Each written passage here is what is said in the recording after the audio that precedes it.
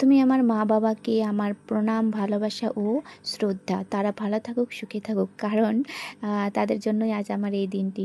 তো চলো শুরু করা যাক। So hello everyone, back to my channel. সবাই কেমন আছো? আশা করি ভালো আছো। আমি কিন্তু অনেক ভালো আছি। তো দেখতে পাচ্ছ আ কিসের দল?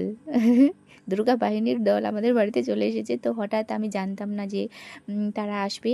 সারপ্রাইজড মানে বার্থডে ছিল আমার। তো সারপ্রাইজ দিতে চলে এসেছে।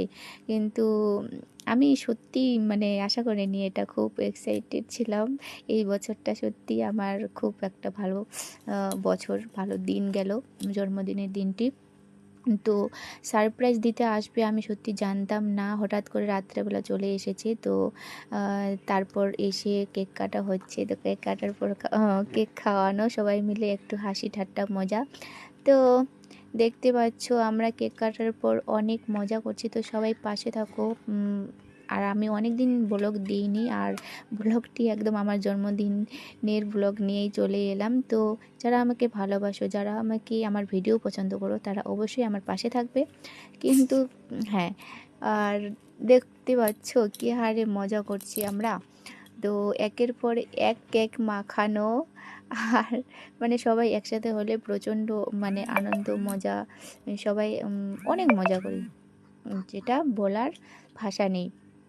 তো দেখতে থাকো, অবশ্যই পাশে থাকবে।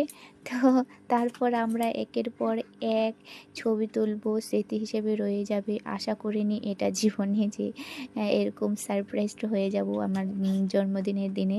তো তারপর একের পর এক ছবি তোলা হচ্ছে, স্মৃতি হিসাবে রয়ে যাবে। তো ভালোভাবেই কাটলো জন্মদিনটা।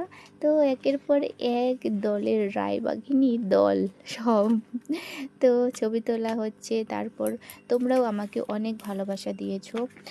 জন্মদিনের দিনটা আরও বিশেষ হয়ে উঠলো তোমাদের ভালোবাসার শুভেচ্ছায়। যারা আমাকে মনে রেখেছে, শুভেচ্ছা পাঠিয়েছো, তোমাদেরকে অনেক আমাদের মানে আমার তরফ থেকে অনেক অনেক ধন্যবাদ।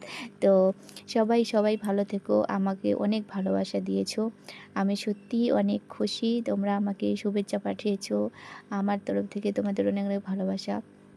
তো তারপর এদিকে খাওয়া দাওয়া শুরু হয়ে গেছে।